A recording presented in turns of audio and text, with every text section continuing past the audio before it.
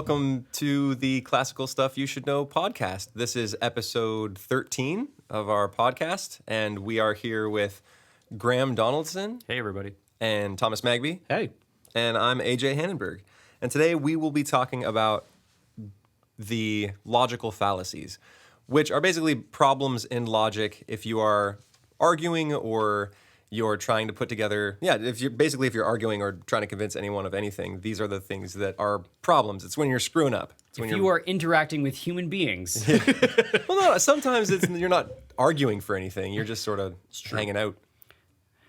So these are ways of thinking that you can easily fall into that seem plausible or they seem like ways to build an argument. But in the end, they're wrong. They're fallacies. They're ways of constructing an argument that may convince people, but they aren't actually valid. And unfortunately, you can use your skills for evil. So we will be teaching logical fallacies today, and you can go and you can use those skills for the greater evil. But you should not, dear listener. You should be doing it for the greater good. You should identify them when someone is using them to abuse the populace be a hero of logic. And so we teach our students this because they have a thesis that they have to do. Theseus. Different guy. They have a thesis that they have to do at the end of high school, and then they have to do a 20-minute question and answer period.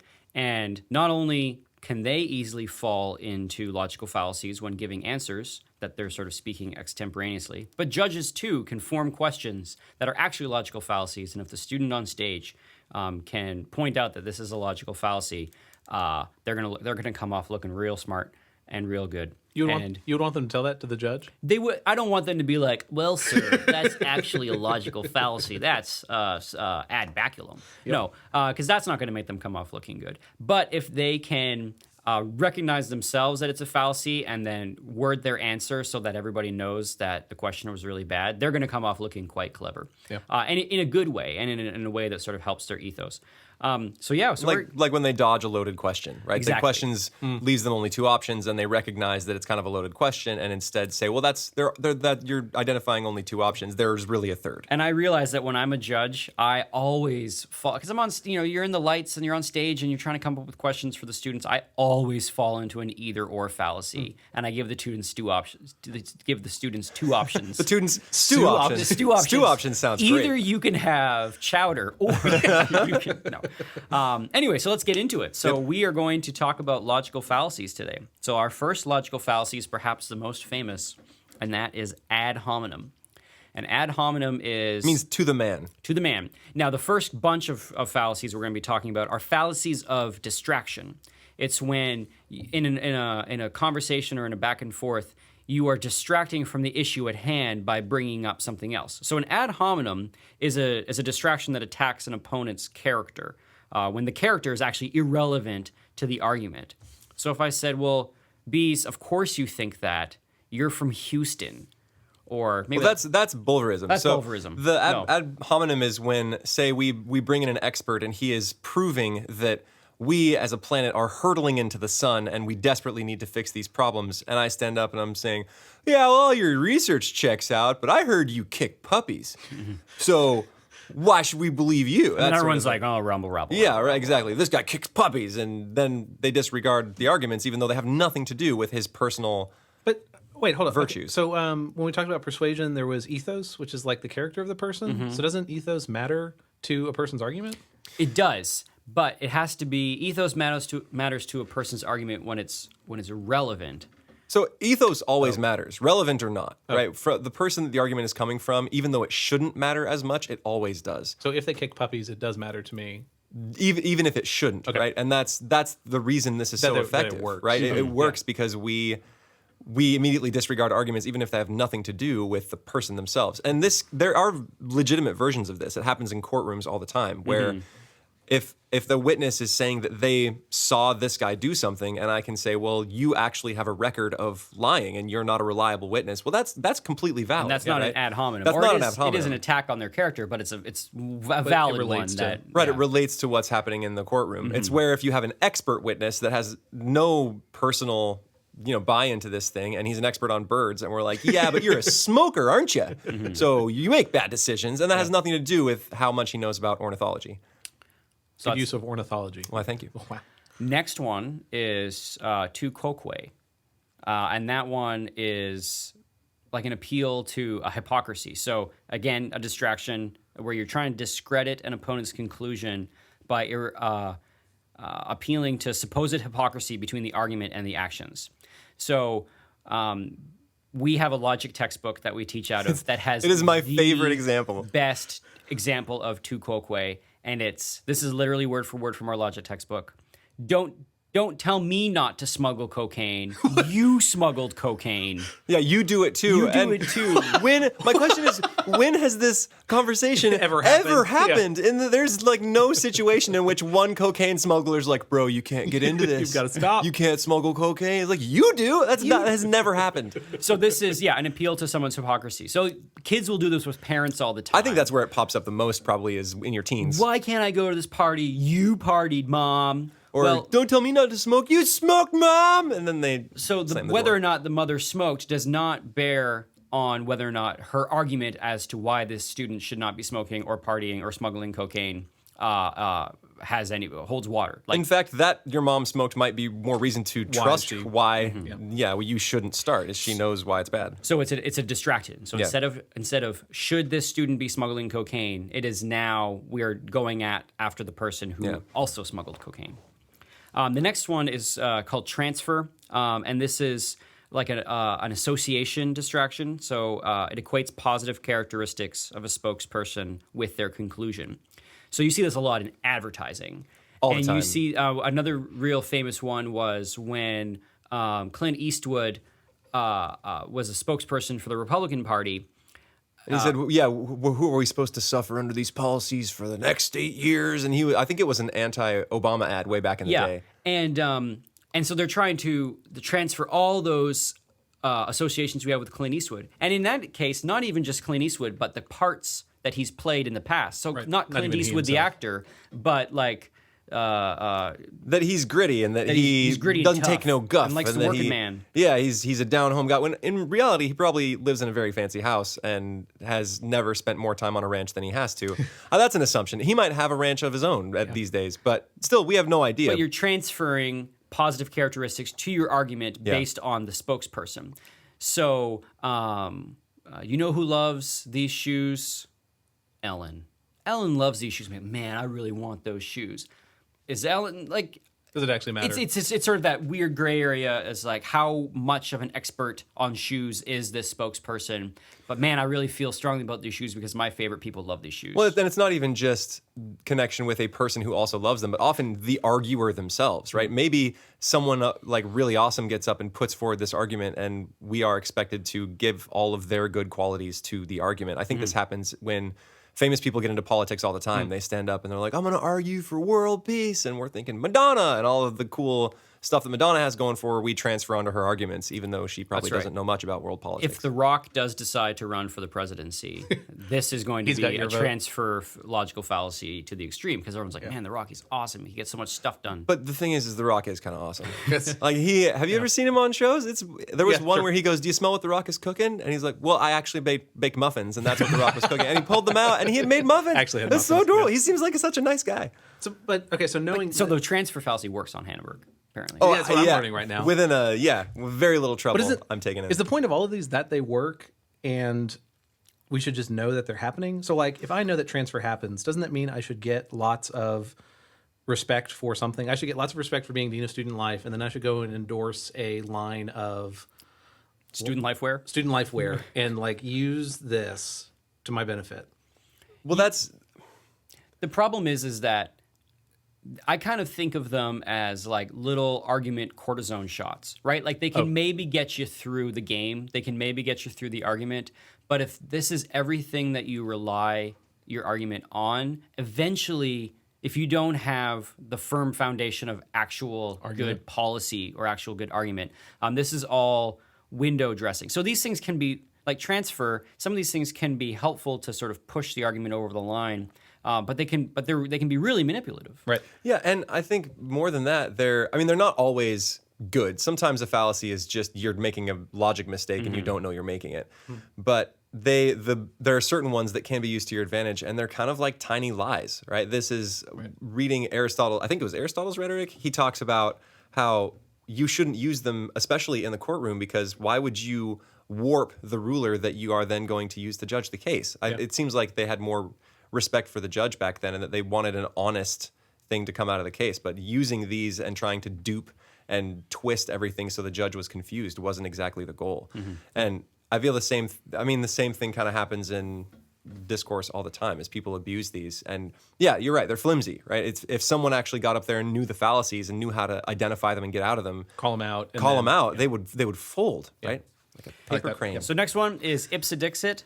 And we should probably put like a list of all these on the show notes of the site. That's a little work to do, but I think we can just... I just copy and paste. Yeah, I got that. that. Put some on there. I know that this is a long list, listener, and that you might have to listen through a couple times or write them down, but I'll put the show notes up and then you guys can have them written. So ipse dixit is an irrelevant appeal to authority, or an appeal to an irrelevant authority, a fallacy of distraction that appeals to someone that just has no basis of being an authority on this. This is the, well, my dad says, logical fallacy. A little kid will say, well, my dad says that that we should, not use that brand of hockey stick. And so my favorite. And if your dad has no, I'm realizing I'm showing where I'm from, but if your dad, this is a very relevant example. But if your father has no professional hockey playing experience or has never played hockey in the first place, it doesn't matter if what your dad says. Now, to a little child, the dad is the authority on everything, right? And so they're coming by this fallacy honestly, but it's a distraction. You're making an appeal to an irrelevant authority. My favorite example of this would be appealing to, we have a guy who used to teach here named Dr. Kump, and he is well, and he's a great guy, and he's a particle physicist. I think he's got his PhD in particle physics. He's like, as far as rocket scientists go, this is the guy. Right. But appealing to him about fashion is definitely not, like Dr. Kump says these pants are nice. That's probably not right, but appealing to, say, Tim Gunn from Project Runway, now that's an appropriate appeal. That guy knows about fashion. And appealing to Dr. Kump about particle physics, that's a legitimate appeal too. But when you flip them, that's where you're having problems. That makes sense. I feel like you should go with your gut on this one. That's my Tim Gunn. That's a great impersonation. I'm concerned. It's concerning. Thank you, designers. Thank you. And then the kiss, and then the little crab hands. Crab hands. Yep. All right. Next one is bulverism, and this was the one I got confused with ad hominem. And this is a distraction fallacy that assumes an opponent's position is wrong by focusing on how they came to understand or believe that thing. Well, of course you would think that you're conservative. Well, you're just a Christian, so of course that's what you're going to say. Well, more and like dismissing it. Pointing out how they came to believe it. So you're only a Christian because you grew up in a Christian household. Or you're only a conservative because you grew up in a red state. Right? Proving how I came to my conclusions.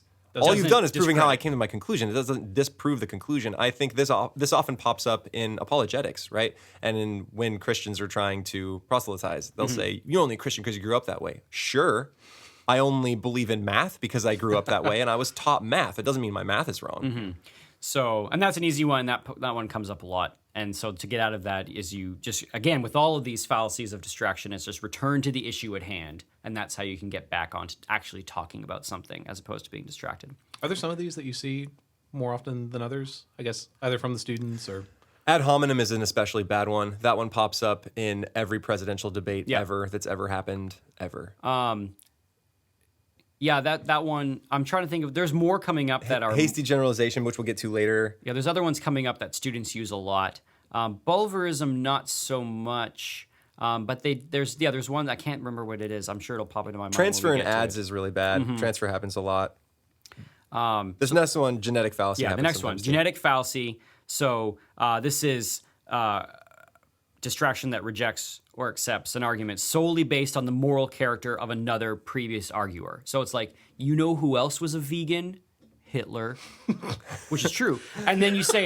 Was it really? He was a vegan. Was he a vegan? Yeah, he was a vegan. Or he had some like really extreme diet that... I don't know if vegans exist in the 40s. But this is where if you say like, the other person who believed this was this terrible person. Or you know who else believed that thing? And then you figure out some sort of you know who else believes that? Beyonce. And all the students will be like, well, then I'm following perfect. that. I love That's it. what I want to do. Again, transfer. I'm on board. Yeah. That works on Hindenburg too. But Yeah, the genetic fallacy. but this one is like, this terrible or this wonderful person also believed it, therefore you should believe it. It's a form of transfer. Can I also say, so there are there's the fancy names, and then in parentheses there's another name. This one says ancestral stench. I like that. Yes. So the difference, I mean, it's a pretty small difference between transfer and genetic fallacy. I think transfer it has to be the arguer or spokesperson. So you are trying to transfer their good qualities onto the thing that they are arguing. And this is once removed, right? Genetic. So you are rejecting or accepting based on a previous arguer, not the current arguer. So someone who's not even arguing. Someone who's not even currently arguing, right? It's someone else. Yeah. Next one is special pleading. So this is a fallacy of distraction that argues for an exception to an accepted principle or standard without offering a justification. I really like this one. So, well, Hamburg, you got the best So example. my favorite example from this one, and I used to see it all the time in Washington, is they'd be like, we should ban drugs from such and such. And one guy would raise his hand and be like, but dude, weed. We're like, yes? He'd be like, dude. And he would like give you a wink and kind of nod at you and be like, weed. You know what I'm saying? And then the same thing happens when people are trying to get into a club, right? The bouncer will be like, no one is allowed in. I don't know why he's Russian in this scenario. But somebody would be like, but bro. They'll like tap their chest and kind of put their hands out and be like, It's me. It's me, man. He's like, I don't know you, right? So that's the same kind of thing. Special pleading. So like, I'm special for no given reason. Unjustified exception. Yeah. Or exemption for anything. Yeah. Next one is add back special pleading. I see a lot with students. They'll be like, so I know we're not supposed to eat in class, but Donaldson. But Donaldson. It's me. And you're like, it doesn't work. Doesn't work that way. Ad baculum. This is the appeal to fear, just the basic fallacy of distraction that tries to persuade by means of threats.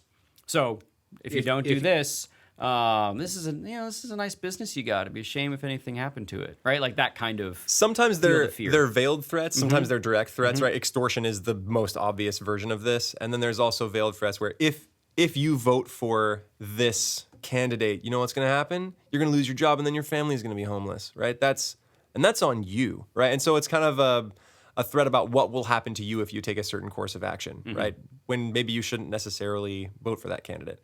And I feel like this one is, of all of them, this is one of the ones that people can really easily see, because you're like, feeling threatened is I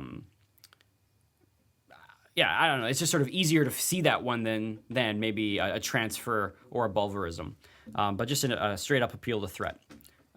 Next one, ad populum, the bandwagon, fallacy of distraction that attempts to show the truth of a proposition based on how many people already accept it. So the Facebook poll to figure out like what you should do, or what sort of camera to buy, or I don't know. So there are versions of this where if I'm trying to prove that something is popular, then showing that it's popular is fine. That's the way you do it. But if I'm trying to say that this thing is good or the best thing simply by how many people believe it, that is a fallacy, right? It's like trying to prove that, if I was in the Middle Ages, trying to prove that the sun revolved around the earth because that's what everyone believes, right? It doesn't prove the validity of your argument. It should be held on its own 2 feet. And this happens a lot in advertising, right? Just because something is popular doesn't 70% of Americans buy this car. Well, yeah, it's probably because it's cheap and poorly made, and 70% of Americans don't have a lot of money, right? Not because it's a good car. Yep. Yeah. The thing I keep coming back to is like, so these things work. So I referenced in a previous podcast a book by Robert Cialdini, and one of his 5 things for getting people to do stuff is social proof. So it's this. Social proof is saying other people do it, so you should too. So I don't know. People encourage the use of. People do it, yeah, but it doesn't necessarily. It's a distraction. You're not talking about the topic itself. You're now talking about the topic's sort of acceptance in society. And so, in many ways, you're right. That is a way to convince people of something, but you've distracted from the issue at hand, which is this particular thing something that makes sense for you to do? Should you buy this car? Well. We had 12 people buy this car yesterday, right? So you're cranking them out, huh? The quality must be real high. So on it those doesn't puppies. necessarily mean that it's the right choice. Car. Yeah, right. Now we're moving away from fallacies of. Oh no, we're still in fallacies of distraction. Yeah, there's just a weird space on the page. The next one is appeal to pity. So this is distracting them from the truth or validity of an argument by appealing to pity. So playing like In the Arms of the Angel by Sarah McLachlan in the background and showing like really sad puppies and saying, we gotta adopt these puppies. Where that doesn't necessarily mean that your family should adopt a puppy. That puppy could be real vicious and you have a small child. Or you are never going to take care of that puppy because you work in an investment bank and you're never home and the dog's just like sitting alone in its house. Right? So that one's a weird example because that is almost a legitimate one. Because, right, taking pity on something that deserves pity is a legitimate thing, right? These people deserve your pity. You should have pity for them and help them is not a wrong thing to argue. It's when it's a distraction. So you guys, I've had a really hard day. It's been a super long week. So can you all please vote Democrat? Yeah. Like it's been I've just had a hard time. Please, can you do this? Okay, or AJ. just put this memorandum through. Like I wrote this bill. It's about education, and it's been so hard. And my wife left me, so please just make it better by voting for this bill. Like it has nothing to do with what's actually happening. Yeah. It's the date me or I will cause myself self-harm kind of thing. Yeah, and you may get that date every once in a while, but that's not the way to win a lady. And this is sort of back to your point, right? It could work, yeah. but it shouldn't. Yeah, if you want your audience to, and I was talking with my freshman about this yesterday, if you want your audience to believe something and follow it wholeheartedly, you have to convince every piece of them, their mind, their heart, and their appetites. And while one of these might convince an appetite, right? So fear, I can convince my audience out of fear. I don't have the rest of them. Right. And they're not going to follow this and believe it for a really long time because this is the truth and they know it's the truth and they believe it thoroughly. Because they'll with that moment where they're like, wait a minute. Exactly. Or the fear will abate and they'll stop doing it. Yep. And yeah. So that's why I like thinking of them as cortisone shots. Like it could sort of work, but it doesn't. It's not a firm foundation. Yeah. The next one is the argument from personal incongruity. And this is just where you present the argument and then the distraction is at the end of it, the person's like, well, I don't believe. I just don't buy it. I just can't buy it. And you're like, okay, well, why don't you buy it? It's just like, well, I just not even going to go there. I just not even going there. Can't buy it. And you're like, I have laid out the steps from beginning, reasons. like all the reasons are cut and dried why this is there. He's like, I just don't buy it. I just can't. I'm not there. Like it's raining outside. No, I just don't buy it. That's when y'all were saying you see that one we see in students sometimes, especially when a student has convinced another student of something, and the student realizes that everything is logical, and they would have to abandon their position, and they don't want to let go of it in front of the class to like submit to the logical brilliance of the other student. They'll just be like, yeah, well, that's great and all, but I just don't buy it. And they're done. that's the whole reason. Yeah. So, next one is chronological snobbery. And this is a fallacy of distraction that attempts or accepts or rejects an idea based on its age. No, this one's true. So old things are better than old. No. See, there's a two-way version on this one, and typically it's that new stuff is better than old stuff, right? We are the newest generation, therefore we're better than the older generations. We are the most advanced. We're the most progressive, or just because this is the newest vacuum means it's the best vacuum, or the newest appliance means it's the best one. When really some of those old appliances from the 70s are still running like trucks. Right. Sure. Like they're fantastic. And I think this happens the opposite direction in classical schools. Just because something is old, we value it over the newer things or the newer ideas. And there is a certain element of that that's legitimate because it means the books have lasted this long because there's a reason they've lasted. There are tons of old things that just went out of print because they were bad. Right. And then they were just lost to history. Yeah. Right. So the very effort man has taken to preserve them is an argument for their goodness. But if we were to randomly find a text or a book and then laud it as fantastic just because of its age. Just because it's old, I think that happens in classical schools a lot, all the time. Which is why, like, whenever someone says, we found this long-lost symphony by Beethoven in the back of a wall, and it seems to be the only manuscript of the symphony that we are ever going to have, and you listen to it, and you're like, oh... It's no this good. Kind of stinks, right? Because it's because Beethoven threw it, and he's like, "Oh, this is garbage." He threw it behind the wall. But people love the idea of this novelty, and now we've got this thing from this master. But then the reason why we have the ones that have survived is because they were really good, and this one is like, meh. Right. Okay. And then the next one is just an appeal to ignorance, a fallacy of distraction that argues for a proposition by pointing to absence of evidence to the contrary. And this is pretty much what the entire like alien shows on the History Channel are built on. The Ancient Aliens, it's my favorite example of this ever. There's nothing that proves there aren't aliens. So. Therefore, there are aliens. It's aliens. It's the longest string of. They just string one after the other. It's like there's this big open flat space built in Egypt with nothing on it. Could it be a landing pad? And then since it's a landing pad, what were the aliens doing?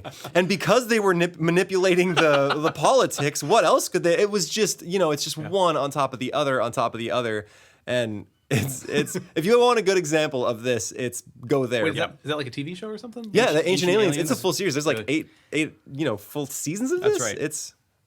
Have you ever seen the meme online with the guy that's got the crazy hair and he's like, I'm not saying it's aliens, but it's aliens? No, but I very much want to it's know. That guy. Yeah, it's that guy, and it's from so, that. And then also, it's just a fun fact about Egypt. So in the Great Pyramid of Giza, they did some sonic they found a new cavity in the pyramid that's as big as like an airplane. They were saying it's huge. So we don't know that it's not aliens.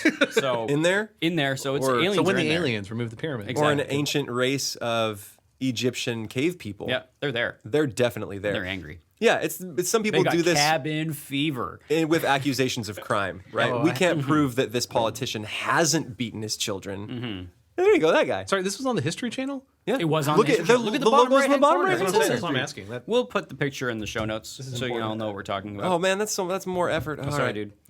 All right. Yeah, so yeah. Also, could you transcribe this whole thing too? Oh my word. So yeah, you see this a lot with, we can't prove that this person didn't do this. Therefore they did it. Or they leave it hanging so you fill in the blank of therefore they did it. Right. All right, so the next one we have is, we may not get through all of these boys, but this is turning out to be a long podcast. The next one we have is straw man. And the straw man is a fallacy of distraction where you misrepresent the other argument to a simpler to discredit argument and then discredit that argument. So we show in senior rhetoric, we play a game where the students have to put logical fallacies in a bingo sheet, and then we watch a presidential debate, and whenever a logical fallacy pops up, they put the timestamp on and they mark it off on the bingo sheet. And so there's one on the second debate between Obama and Romney in 2012. And Romney has come out and he's like laid out his 5-point plan of what he's going to do. And Obama comes in, he says, Governor Romney doesn't have a 5-point plan. He's got a 1-point plan. And that's that the people at the top play by a different set of rules.